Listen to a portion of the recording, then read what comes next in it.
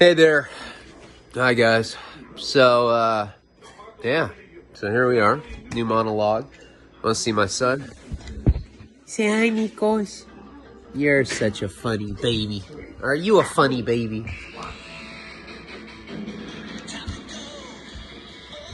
What 2-year-old has an iPhone 10? Our 2-year-old. Yeah, so, hope everyone had a good 4th of July. I didn't really do anything. I was pretty much just working on the documentary the whole time and got Karina a couple neck tattoos that came out good. Hung out with Nico. I watched a documentary about Hunter S. Thompson. Kind of just took the day off just to kind of, spend time with Nico and Karina. And then I worked on the documentary at night. We're on like pretty serious time crunch right now, to get it done by next month. And I think it's realistic to do so, but you got to understand, I'm producing it. So as a producer, I'm on the phone with, with people all the time, with financiers, with the editor. I talk with the editor probably the most out of anyone. I talk to the main producer, Jose, who's also my manager. I talk to my attorney a lot. I talk to the sound guys, color treatment people, archival people. There's more to making a film than people realize. Well, it's, I think a lot of people think it's just like throwing footage together. It's really not that at all. You have to have all the legal shit, like all your ducks in a row. And then just to edit, like that opening segment with the mushrooms and the skinhead thing, it took us almost 2 weeks to do, to get like the rhythm of it. I don't know if you can tell, but editing stuff like that is not that simple. Working with a really good editor, but I have like one shot to make this shit right. And the whole reason I started Patreon and YouTube to begin with was just to get an organic following generated so that people would actually want to watch my life. It's not just some blind thing. Sorry, my nose is so clogged right now. Snoring Wellbutrin. I'm a piece of shit. I read somewhere. Oh my god, I gotta blow my nose. Hold on. I'm like dying. Hold on. Oh my god, that was gnarly. Why do you do this to yourself? Why do I snort Wellbutrin? Well, first of all, I'm a straight junkie. And I'm not putting needles in myself. I'm not even on Suboxone. Shit. Anyone that's been on Suboxone maintenance, methadone, anyone that's been strung out, I know some of you still are. And that's okay. You know how difficult it is to just live day to day without any kind of opiate or, Especially, I've been doing it 20 years, You get a lot of comments from people that are like in their early 20s. They're like, look, bro, this is how it is, You must not be a real junkie because of this, And it's like, it just sounds so silly, You got to really think about something with me. I've said it a million times, I was never a tough guy going into prison. I hope that you watch my videos and you're kind of watching it from the point of view where I'd be more like a normal person going to prison, where I'm scared, as you should be in prison because it's fucking gnarly, Even through the stories, and I talk about how things happen, just showing up to Victorville for the second time and seeing some Pisces just punish someone the first day I was there, and it's so commonplace that violence becomes blasé to you. I try to approach it so that I'm kind of narrating it from the perspective of a normal person, not someone that's not some tough guy going to a place to get tougher. More like a complete bitch going to a place to get butt fucked. Sorry, Nika, I didn't mean to say butt fuck. I mean, or shit. Sorry. Alright. So, anyway. I just gotta say butt fucking. This is funny. Haha, butt fucking. So, okay. So, I've been pleasantly surprised that, that people have been so loyal to me, especially Patreon. You guys really are like the shit. And someone was saying, well, you should just show the documentary for free on Patreon. I'm sure I will. I'm sure I'll do it for all tiers. Just to show you, and I don't give a fuck. I'm producing, I'm directing, I'm writing. Jim Oles is writing some of it, but I'm writing the bulk of it. I'm structuring it, producing it, and I'm directing it. It's my motherfucking life, and it's my film.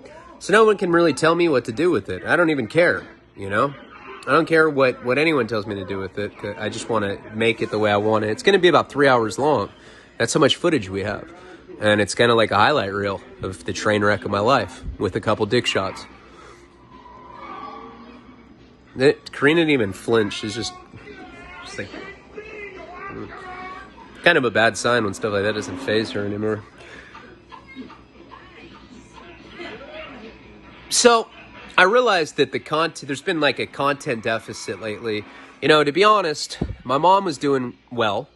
We went to go see her and she seemed completely fine. And then I called her the other night and she's not doing well again. So I have to deal with that. And then I have to try to juggle all these other projects. And I'm aware that you guys pay monthly subscription and you want content from me. And I keep saying, oh, fuck, my deadlines are pretty much out of the way, anti-heroes, I'm done with that. I wrote what I was going to write. Now Tony is going through and he's kind of editing what I wrote and he's going to turn it into his own thing with his existing material. That's going to come out soon. And I'm really looking forward to that. I think anti-heroes is like the best thing I've ever written. I'm reading a lot of Hunter S. Thompson right now. I really, I'm not going to fuck that opportunity up, and I think that I can do it justice. For a long time, I was just really insecure about my own kind of creative abilities, You get to a point where you're doing this shit for so long and nothing's happening, where you start to doubt yourself. You're like, fuck, I'm delusional. I never went viral. You call a hotline to check if you've been viral and you have to wait. And it's symphony music and sorry. Today, Junior. Karina's just she doesn't give a fuck. I think she's on heroin or something. And then you wait and they're like, the following numbers have gone viral. My number's 5, 2, 3, 4, 6. Congratulations. I'm like, what the fuck? I was supposed to go viral in 17.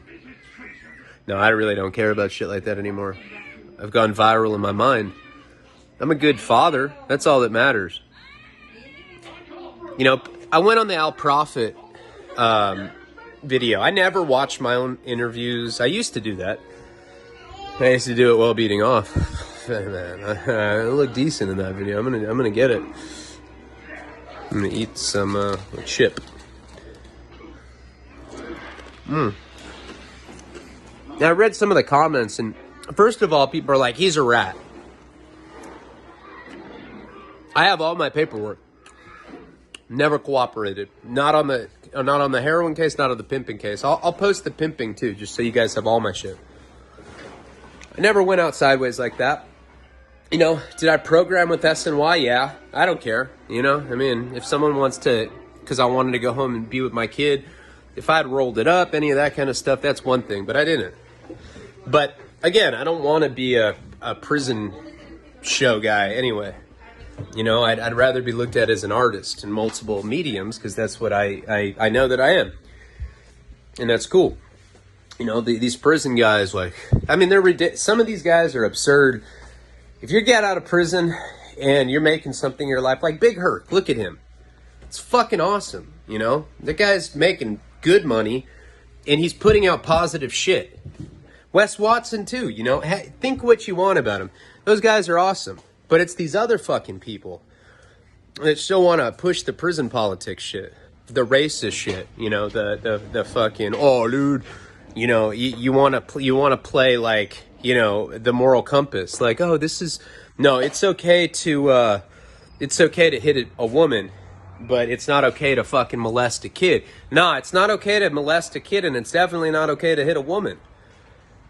But because domestic is so prevalent in the criminal underworld, somehow that's okay. Southsiders are finally waking up. They're like, nah, that's not cool anymore. And dog, that ain't cool, dog. You're gonna have to fucking get butt fucked, dog. Oh, this is fucking female, dog. Oh, damn, pedal. Your asshole fucking stinks, fool. Shit like that, you know. And so, what I was gonna say is, I don't know what I was gonna say. But the point of what I'm saying is I don't know. I did have a point. Oh, the point is this. So, this month, I really want to try harder with Patreon. It's been incredibly hard to juggle it. Doesn't have to be. I could dedicate a couple days a week, and I could do like 10 or 15 videos, and then I could just schedule their posts, you know? And I might do that. Who knows? But I just want you to know that I do appreciate you guys. I really do. And, I think I'm going to start a workout video too.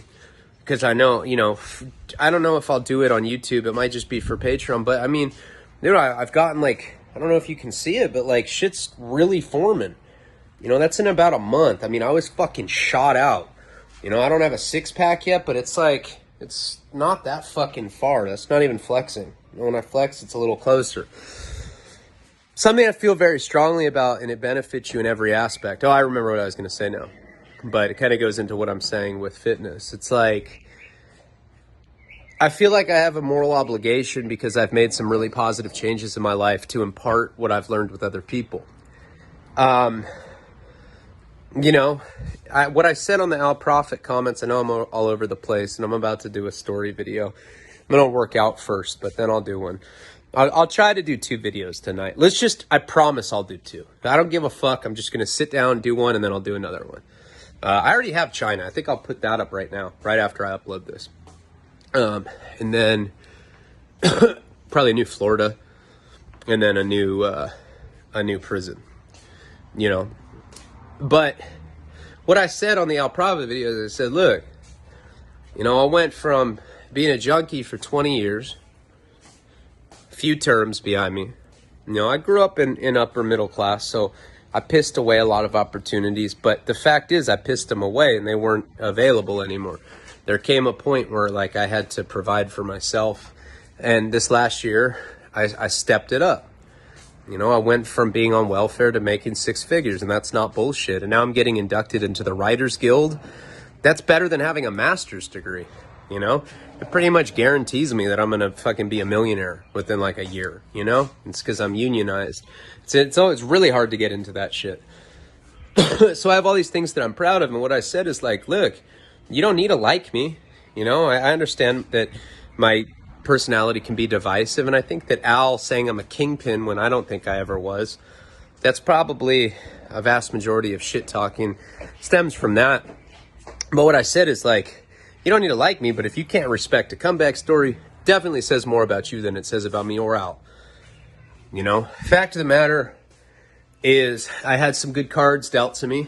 You know, I was raised in a good, loving environment. My family had money. And I fucked all that off. And I had a really shitty life for a long time. And I've completely turned it around. And you know, if people can't respect that, then they probably just want to suck my dick. And I'll let them. For like a $40 Venmo. Right here. Last thing I want to say. So I saw a girl post something. I don't remember what her name was, but she said she used to be on Patreon. And she stopped supporting me because I smoke pot, because I do hallucinogens, and I do ecstasy, and he's a druggie. No, I'm not. Tell you what I am. I'm a taxpayer. I'm about to be a homeowner. I provide for my family. I do charitable work. I'm very generous. I paid back all my old debts that I owed people. I am sick of this notion that there can only be one. Oh, you must be off all drugs or alcohol to be sober. I'm fucking sober. I wake up, I don't put a needle in my arm. I don't smoke crack. I don't do crystal meth. Well, I do ecstasy and I want to have sex with my girl on holiday so we have bomb sex? Well, scumbag. You're selfish, dog. In AA's got this drilled into your head. You can't manage addiction. It's not manageable. That's not true. Heroin addiction is not manageable. Crystal meth addiction is not manageable. Cocaine addiction is not manageable. Doing ecstasy on holidays. Smoking pot nightly to deal with PTSD. Microdosing with psychedelic drugs to get insights to make your life better is okay. Being on Suboxone, using it as a transitional crutch or forever if you need that, is okay. This shit is about survival, and that's it. Anybody that thinks differently has not been to hell and back. That's a fucking fact. I don't care what the fuck you say. I don't care what you've been through. If you cannot look at somebody that has turned their life around and they're doing better, and you still want to say there's something wrong with what I'm doing, that's a projection of your own personal failures. This is the thing, though. Reality is subjective. There's no such thing as obstacles. Do you want to write a book? Google how to write a book. Read books on how to write a book. Read books and see how other people wrote books. You want to fucking make a film? Same thing. Anything you want to do is simply a list of tasks that you have to accomplish to get to that particular goal. Don't fucking ever let somebody tell you differently. When people say, oh, you're delusional, I've been told that my whole life. I'm not anymore. I'm not. Going out to fucking Europe to live with Johnny Depp. How many fucking people can say that? I earned that shit. I hustled for every goddamn thing I have.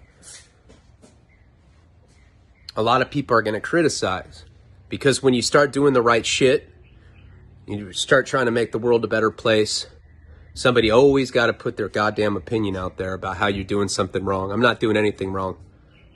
I'm a good friend. I'm a good husband. I'm a good partner to Karina. I'm a good father to Nico. I'm a good son to my parents. I'm a great friend. I'm a great employer. Take care of my employees. And I do things that make the world a better place. Tell me again what I'm doing wrong. You can't. You gotta really do some soul searching. And it's okay. I'm here to help in any aspect because I know that things are hard and I know that people struggle and I'm here to help you. I'm not one of those people that's going to make it and be like, I'm not going to forget where the fuck I came from. I was in a cell 15 months ago. I literally thank God every day that I get to wake up and be with my kid. I get to be with my family. And I get to be with my mom and dad during their final years. God, that took a very serious tone. I don't know. These monologues is basically video journaling. Someday I can look back on it. It's more for me than it is for you. I'm going to get some stories to you guys. I know you deserve that. I know that you may think I've been slacking, but I've been doing a lot behind the scenes that I think you guys will be supportive of, and all that stuff's going to come into fruition soon. Thank you guys very much for helping me get to where I am. I'm not even all the way there yet, but I can look at myself in the mirror, and definitely be happy with the person that I'm looking back at. I don't feel like a piece of shit anymore. Because every day I go out of my way to help other people. And that's growth. And you can do that just as easily. Palabra.